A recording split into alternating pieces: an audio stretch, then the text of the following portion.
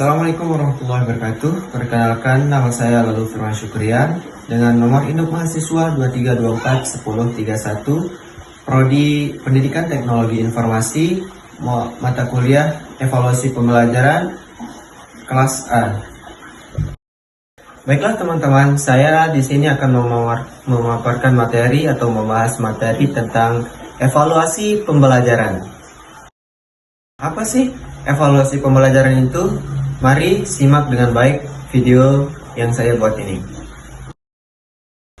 Yang pertama ada pengertian evaluasi pembelajaran. Evaluasi pembelajaran adalah proses sistematis untuk mengumpulkan, menganalisis, dan menafsirkan informasi guna menentukan sejauh mana tujuan pembelajaran telah tercapai oleh peserta didik. Evaluasi tidak hanya berfokus pada hasil akhir, melainkan juga mencakup proses belajar mengajar itu sendiri. Yang kedua, ada tujuan evaluasi pembelajaran. Apa sih tujuan evaluasi pembelajaran?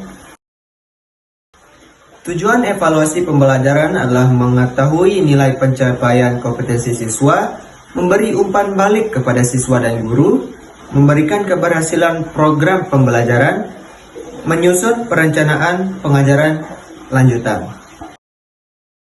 Yang ketiga, fungsi evaluasi pembelajaran. Apa sih fungsi evaluasi pembelajaran itu? Yang pertama di sini ada formatif, adalah untuk perbaikan proses belajar selama berlangsungnya pembelajaran. Yang kedua, ada sumatif, adalah untuk menilai hasil belajar di akhir suatu periode. Yang ketiga, ada diagnostik, adalah untuk mengetahui kesulitan atau kelemahan siswa. Yang keempat, ada penempatan, adalah untuk mengetahui kesiapan awal peserta didik. Yang keempat, ada jenis-jenis evaluasi. Yang pertama, ada evaluasi formatif, misalnya kuis, tugas mingguan, dan lain-lain. Yang kedua, ada evaluasi sumatif, atau misalnya ujian akhir atau akhir semester. Yang ketiga, ada evaluasi diagnostik, contohnya tes kemampuan awal siswa. Yang terakhir ada evaluasi penempatan, misalnya tes eksekusi. Yang kelima ada teknik dan instrumen evaluasi. Yang pertama ada contoh tes tertulis seperti contoh pilihan ganda, uraian, benar atau salah. Yang kedua ada tes lisan seperti wawancara, tanya jawab, dan lain-lain. Yang ketiga ada observasi atau lembar observasi sikap atau kompetensi.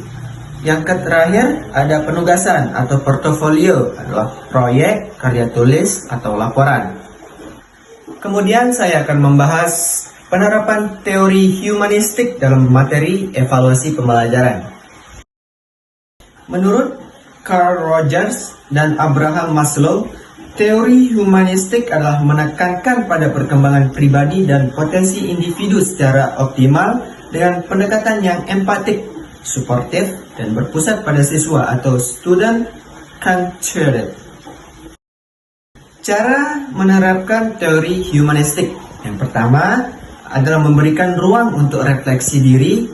Contohnya, setelah melakukan evaluasi, misalnya kuis atau tugas, siswa diminta menulis refleksi singkat atau contohnya seperti apa yang saya pahami dari evaluasi ini, apa yang menjadi kekuatan dan kelemahan saya. Tujuannya adalah menumbuhkan kesadaran diri dan motivasi intrinsik siswa. Kemudian yang kedua ada fokus pada proses, bukan hanya hasil. Adalah contohnya guru memberikan nilai tidak hanya berdasarkan skor tes, tetapi juga dari proses kerja, usaha, dan perkembangan siswa. Tujuannya adalah menghargai siswa dan perkembangan individu, bukan semata hasil akhir. Kemudian yang ketiga ada membuat penilaian yang tidak mengancam. Contohnya, guru menggunakan bahasa yang membangun saat memberikan umpan balik atau feedback, bukan menghakimi. Contoh kata seperti, kamu sudah berkembang dalam memahami konsep evaluasi. Yuk kita coba perbaiki cara kamu menyusun indikator soal. Tujuannya adalah meningkatkan rasa percaya diri dan keterbukaan siswa terhadap guru yang diajarkan. Yang keempat, ada melibatkan siswa dalam menentukan kriteria evaluasi.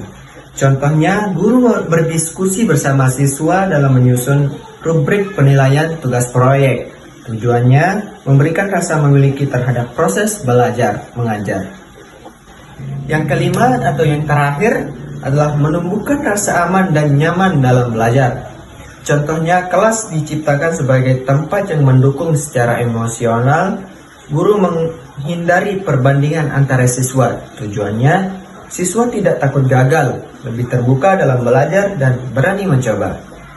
Kemudian penutup dari materi yang telah saya bahas tadi yang Anda tonton, ada evaluasi pembelajaran yang didasarkan pada pendekatan humanistik akan menjadikan proses belajar sebagai pengalaman yang bermakna, mendalam, dan memberdayakan peserta didik dalam pribadi seutuhnya. Fokus tidak hanya pada kognitif, tapi juga efektif dan pengembangan diri. Sekian tugas video yang saya buat. Saya ucapkan terima kasih telah menonton dan mendengar. Assalamualaikum warahmatullahi wabarakatuh.